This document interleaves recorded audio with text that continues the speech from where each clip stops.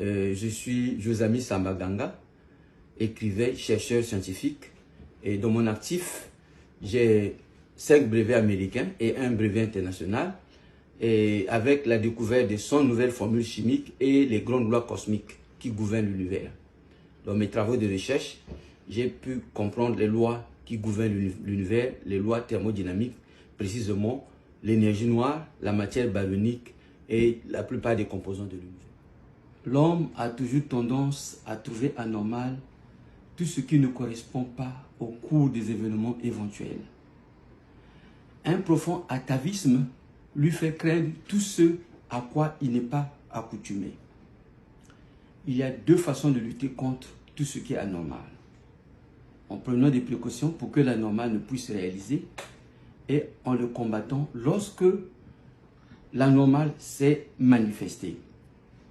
Et c'est dans ces conditions, nous membres de HCRCE, nous avons pris l'initiative de créer une branche technologie.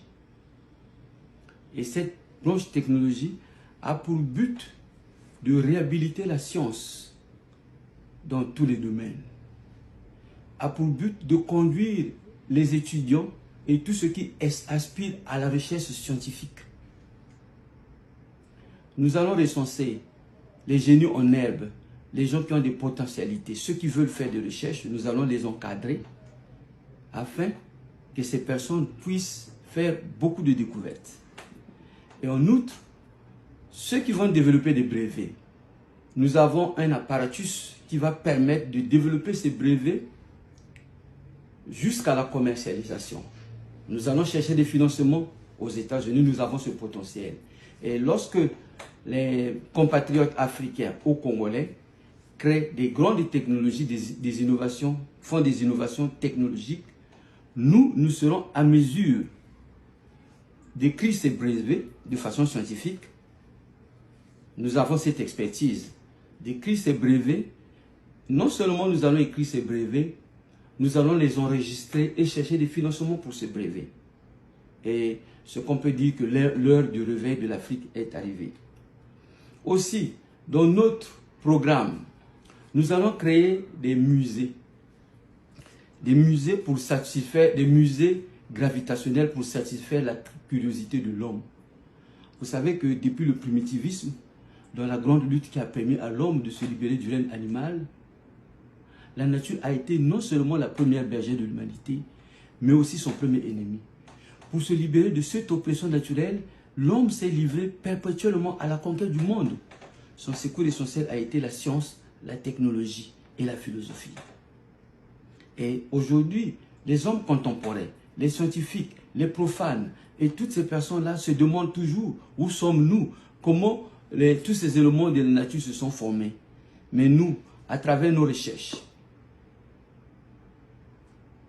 à travers nos découvertes et notre technologie, qui est la technologie alpha, oméga, thermodynamique, sigma, ZG, matrix, le quantum matrix, sigma, ZG, matrix, le potentiel physico-chimical, sigma, ZG, matrix, et la géothermodynamique, sigma, ZG, matrix, nous avons déjà résolu les énigmes scientifiques. Nous connaissons totalement la réactivité de l'énergie noire. Alors vous savez que dans notre univers, lorsqu'on voit les paramètres, le pourcentage de l'énergie noire est de 73% d'énergie noire, 27% de la matière noire et 5% de la matière baryonique. La matière baryonique, ce sont les étoiles, tout ce que nous voyons, les étoiles, les galaxies, ainsi de suite. Mais tout ce qu'on voit ne constitue que 5%. Mais ce qu'on ne voit pas, la matière noire reste des tabous. Les laboratoires, les scientifiques, les universités, personne n'a jamais compris ce que c'est. Alors que ces éléments constituent la majeure partie de l'univers.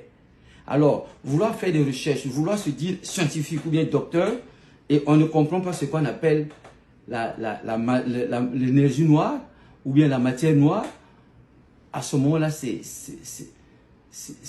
comme si on ne fait rien. Parce que sans comprendre la réactivité de la matière noire et de l'énergie noire, on ne peut pas être docteur ou bien on ne peut pas être scientifique. Il faut forcément comprendre ces effets. C'est pour ça qu'il y a beaucoup d'énigmes dans notre planète. Les gens ne comprennent pas d'où viennent les volcans, les causes des volcans, les tsunamis, les tremblements de terre, même les éclairs qui sortent avant les tremblements de terre. Les gens ne les comprennent pas. Il y a beaucoup d'énigmes dans notre planète. Les inversions magnétiques qui se passent dans notre planète. Et on voit la création de la vie, l'origine de la vie. Et il y a eu des dinosaures. Pourquoi les dinosaures existaient? La conscience. Personne ne connaît ce que c'est la conscience. Les événements des horizons. Les gens ne connaissent pas. Les trous noirs. Quel est le rôle des trous noirs? Leur présence. Et pourquoi l'univers est en expansion. Donc, nous allons créer des musées en Europe et partout dans le monde entier pour pouvoir expliquer au monde entier toutes ces réactivités, y compris la superconductivité et la superfluidité. Les gens comprennent la superconductivité et superfluidité dans la forme, mais dans le fond, non. C'est comme la théorie de Stern. Et Stern, selon sa théorie majeure, il parle de la déformation de l'univers. Mais lorsqu'on explique la déformation de l'univers, ce ne sont que des effets, mais ce ne sont pas des causes. Mais la technologie alpha, oméga, thermodynamique, sigma, ZG, matrix, explique les effets et les causes de l'univers. C'est pour ça que nous sommes vraiment à l'aise et nous savons que nous sommes sur le point de clairer ce monde.